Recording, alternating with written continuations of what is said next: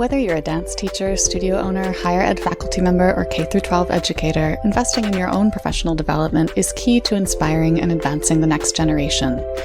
That's why we created Dance Teacher Plus, a new digital platform dedicated to bringing you the resources you need to level up your skills. As a Dance Teacher Plus member, you'll get access to expert-led teaching videos, technique and artistry tips, professional advice on supporting students' mental health and physical well-being, and much more. Plus, you'll get a 1-year print subscription to Dance Magazine. To join Dance Teacher Plus, visit dance-teacher.com.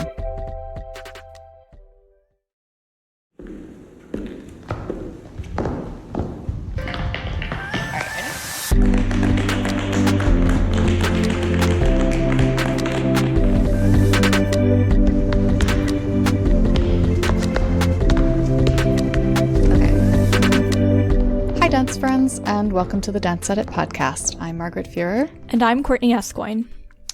We are editors at Dance Media, and before we talk about what we're going to be talking about this episode, we wanted to take a minute to let you know that our format is actually going to be changing a little going forward. Starting with this episode, the Dance Edit podcast will be a bi-weekly podcast out every other Thursday. We'll still get you up to speed on all the news stories that are moving the dance world. We'll still do more in-depth discussions of 1 or 2 of those stories each episode. And never fear, because on the alternating Saturdays, we'll have new Dance Edit Extra episodes for you, featuring interviews with the artists and administrators who are shaping the headlines. So just to clarify the schedule, you're getting a new Dance Edit podcast episode today, Thursday. Next Saturday, June 11th, a new Dance Edit Extra episode will drop on Apple Podcasts. The Thursday after that, the 16th, there will be a new Dance Edit podcast episode out again. And the Saturday after that, a new Dance Edit Extra episode on Apple Podcasts, and so forth. The takeaway is that you'll still have great Dance Edit audio content every single week. All right, so back to this week's episode. We're starting with a very wide-ranging headline rundown with stories from the worlds of Broadway and television and Parisian cabaret, to name just a few. And then, as Pride Month 2022 kicks off, we will talk about 2 recent articles that address the progress the ballet world both has and has not made when it comes to queer representation, because in ballet, as in much of the performing arts, what's happening offstage is not always reflected in what's happening on stage. Wow, that was rather an epic preamble. So let's now get into our headline rundown. All right, so the New York City Center Encore's production of Into the Woods will be transferring to Broadway later this month for what is planned to be an 8-week limited run, with performances starting June 28th and opening night scheduled for July 10th. It's an absurdly starry cast, like honestly, just go look it up, but did want to give snaps to choreographer Lauren Lautaro, who has been doing all the things lately. So many things. And thank goodness this transfer actually became reality, because the City Center social media accounts have been dropping so many hints about it that I think there would have been like a Broadway Twitter revolt if it had not actually happened. Sarah Bareilles, Philippa Sue, Joshua Henry, I'm so excited. It's so good. It's so good. Over in the TV corner of the dance world, So You Think You Can Dance judge Matthew Morrison left the show less than a week after its season premiere. An initial report from Us Weekly said that he departed after a, quote, minor infraction, end quote. A later story in People magazine alleged that Morrison was asked to leave after he sent inappropriate messages to a contestant on the show. So not the kind of news that So You Think You Can Dance wanted in the first weeks of its big comeback season after nearly 3 years off air, that's for sure. Yeah, I am curious to see, because they did hint at they're going to look at getting a third judge to round things out with JoJo Siwa and Twitch. So curious who they're going to pull there. Yeah, stay tuned. And the Lido, an iconic cabaret venue in Paris, was the site of protests from dancers over the weekend. The venue's new owners have announced plans to lay off 157 of the venue's 184 permanent employees, and to get rid of the cabaret's nightly dinner shows and revue in favor of more traditional performances. Now, the venue predates World War II and has historically attracted performers like Josephine Baker and Elton John, but it has struggled with declining attendance and financial issues over the last several years, which of course was not helped by the pandemic. Yeah, we first talked about this story a couple weeks ago. The fact that the dancers themselves are out protesting now, I mean, it just speaks to the significance of the Lido as an institution. It's something worth saving. The quote from the AP story about this that got me was from one of those dancers who said, quote, "I am American and I really came to know French culture through its dance," end quote. And Cabaret is a crucial part of France's cultural heritage. We can only hope for better news there soon, but... Yes, please. Heading over to the ballet world now, Boston Ballet dancer Sage Humphreys gave a powerful interview to Good Morning America discussing her experience coming forward with allegations of sexual abuse against former Boston Ballet principal Dusty Button and Button's husband Mitchell Taylor Button. Humphreys is one of 7 plaintiffs in a lawsuit against the Buttons, as we have discussed here before. This was her first time sharing her story on camera. It's very upsetting, so please, of course, proceed with caution, but we do have the link to the interview in the show notes. Humphreys said she hopes to help others by speaking out, and she ended with this quote, "Healing is not linear, it's a process, and you'll always find moments where things come up and trigger you, but now I have the joy of dancing back." A little ray of hope in what has been a just deeply distressing story to follow. Yeah. And the Seattle Times recently caught up with Amanda Morgan, the Pacific Northwest Ballet Corps member who was at one point the only Black woman in the company and who was very active in Black Lives Matter protests in summer 2020 following the murder of George Floyd. The article noted that, according to artistic director Peter Bohl, quote, "New hires next year will raise the overall number of dancers of color to about 50%, end quote. And Morgan said the increasing diversity within the company over the last couple of years has lifted some of the pressure she feels and allowed her to focus more on her dancing. Progress has also been made in terms of costuming and with the inclusion of 2 non-binary dancers on the company's roster, but Morgan says she would still like to see more diversity at all levels of the organization, including in its creative collaborators." There's a lot more to unpack here. Morgan does a great deal outside of being a core member and even outside of the PNB umbrella, but overall this story is a good reminder that efforts towards equity have to be continuous and ongoing, but it's encouraging to see that they are happening. Yes, and we have the link to that story. Please do go read that Seattle Times story. It's excellent.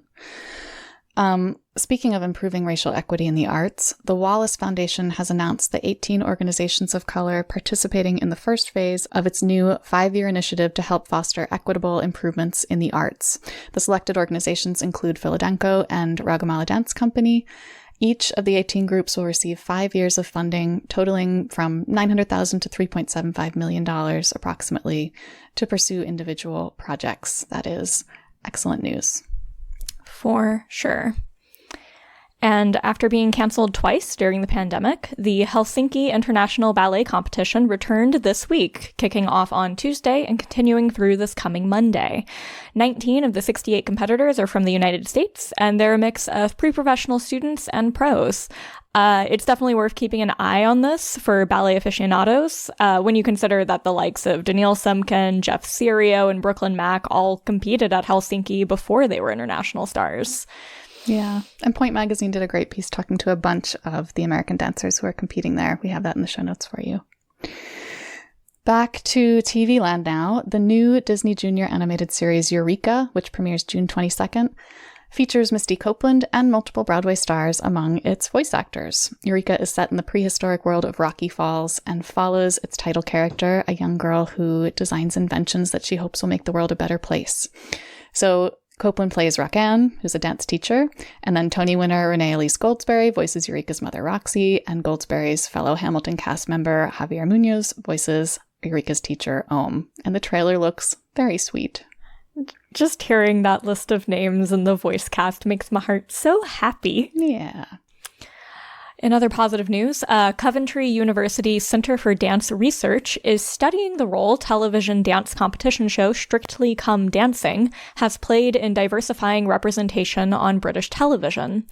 The project, titled Strictly Inclusive, Co-Creating the Past, Present, and Future, will look at the representation of different genders, sexualities, and disabilities on the show and speak with dance enthusiasts from those communities to discuss the impact of that highly visible inclusion. Yeah, it'd be interesting to see the results of that. Yet more happy news. A new 1-hour kid-friendly version of Andrew Lloyd Webber's musical Cats is now available for licensing to schools in North America. Actually, I think it's been available since last fall, but a recent story in the New York Times looked at a Texas high school's take on this shortened version, one of the first productions of it in the US. And predictably, the teens involved knew of the musical mostly from that not so well received 2019 film version and were highly skeptical, to say the least, but most were won over eventually by its very weirdness, it seems like. So now we've got Jellicle cats and also Jellicle kittens. Jellicle kittens is maybe my favorite phrase I've ever heard. I was very proud of that. I'm not going to lie. I was going to shout it out if you didn't say it. And Dance Magazine recently caught up with Ethan Levi, the founder of Dork Dancing, an organization that encourages people to dance regardless of skill level as a way to help them deal with mental health challenges like depression and anxiety. Dork Dancing parties first took off in Vietnam in the early stages of the pandemic, and Levi is now working to expand it to Denver, Colorado, where he's currently based. And I was also delighted to find out that there is a weekly online dork dancing session that's hosted on Zoom that anyone is encouraged to join. And I just, the whole thing is just kind of delightful, just as a concept. Yes, so many lovely aspects to that story. Okay, finishing out our headline rundown and continuing our happy news streak. Attendees at the 2022 National Senior Games in Fort Lauderdale, Florida, recently set a Guinness World Record for the world's largest game of freeze dance. 1,308 people participated in the game, which was witnessed by a Guinness World Records adjudicator. And fun fact, the previous record was 1,079 freeze dancers. It was set more than 12 years ago at Finland's annual Children's Fair in Helsinki. Aww. Big aw. So that's our last headline item. If you are looking for even more up-to-the-minute news, please also be sure to check out our Dance Media events calendar, which has updated listings for lots of newsworthy performances and events, including things we either miss or run out of time for on the podcast. So to make sure you're not missing out on any upcoming shows or auditions, or to add your own events to the calendar, which you can also do, head to dancemediacalendar.com. Okay. So moving into our longer discussion segment today, which centers on queer representation in ballet. Unsurprisingly, there are several articles out this week about Christopher Wheeldon's new production of Like Water for Chocolate, which opens today, the day you're hearing this, at London's Royal Ballet. It's based on Laura Esquivel's magical realist novel, and it does not involve a queer love story, but Wheeldon and some of the other artistic players involved in the ballet are openly queer. So we want to talk in particular about a Guardian interview with Wheeldon, and then an Attitude magazine profile of dancer Marcelino Sambe, who plays one of the romantic leads, Pedro, because taken together, they reveal the ways that ballet has started to evolve in its treatment of the LGBTQ+ community offstage, and also how that evolution has yet to be reflected in most of the stories told on ballet stages. Yeah, so starting with the Chris Wheeldon interview, which is fantastic. I think Lindsay Winship did a really great job of weaving together a lot of different threads of things that Wheeldon has been involved in and is thinking about. Goes into the Michael Jackson musical, that whole can of worms. Yeah, there's so much in there. It's a great read.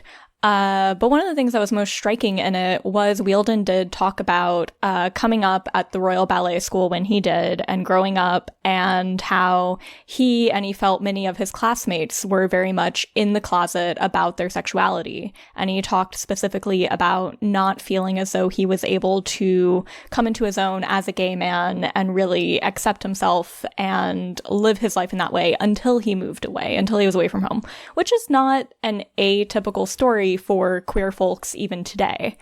But something that is striking is that whenever you pivot to look at Marcelino's interview, it's really striking how different their experiences seem to be.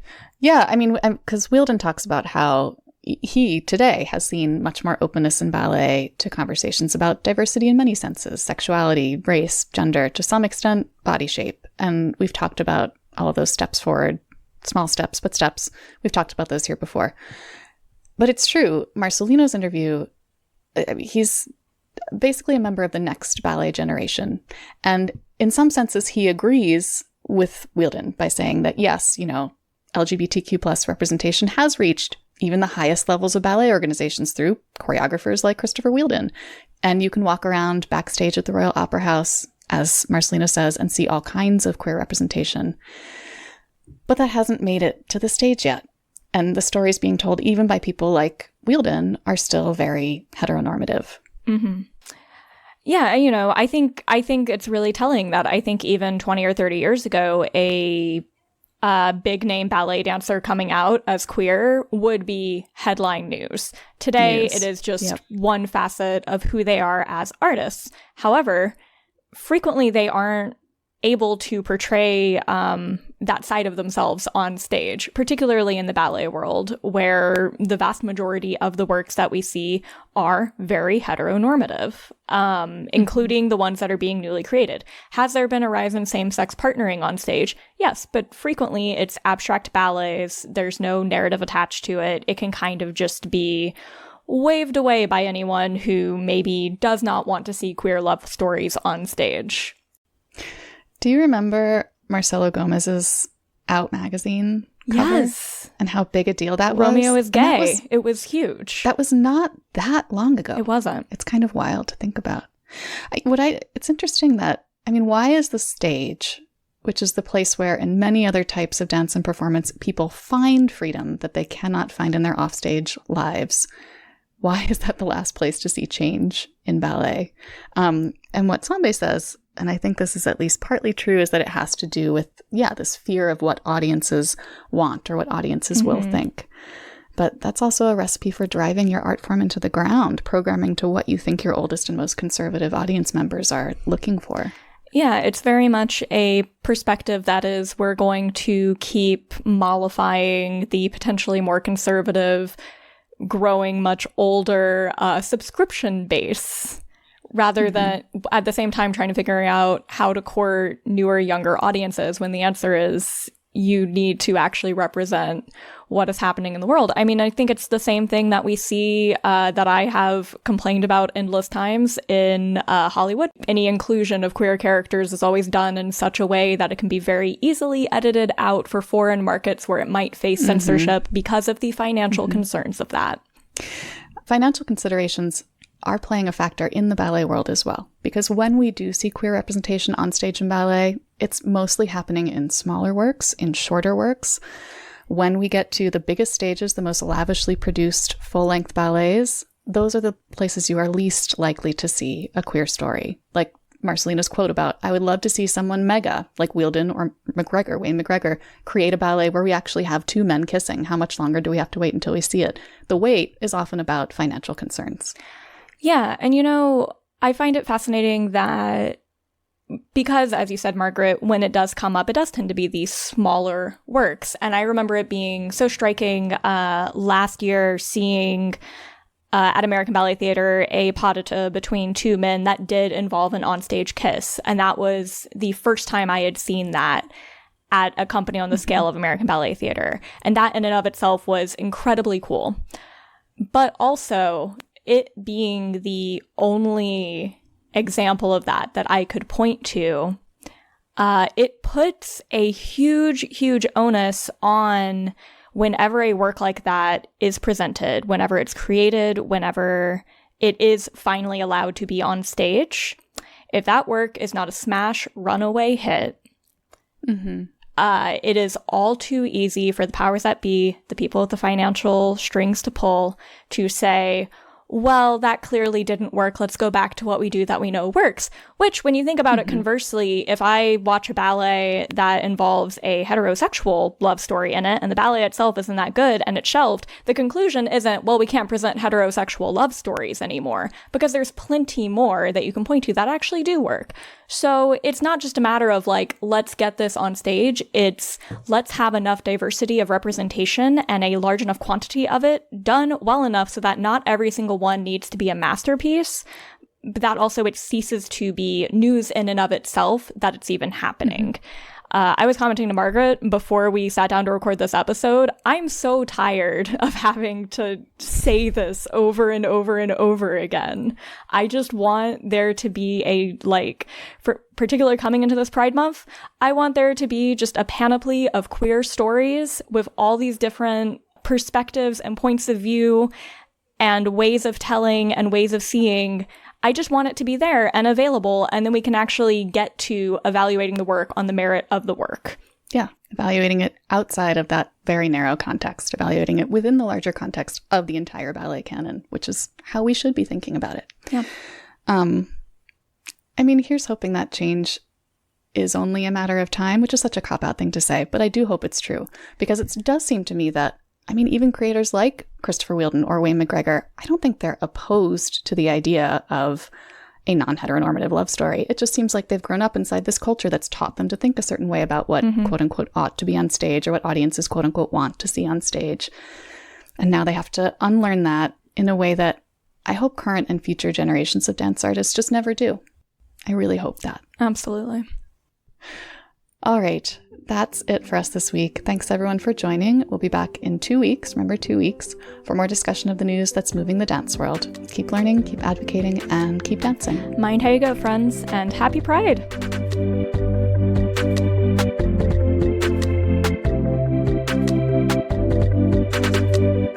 The Dance Edit podcast is a product of Dance Media, publisher of Dance Magazine, Dance Spirit, Point, Dance Teacher, Dance Business Weekly, and the Dance Edit newsletter.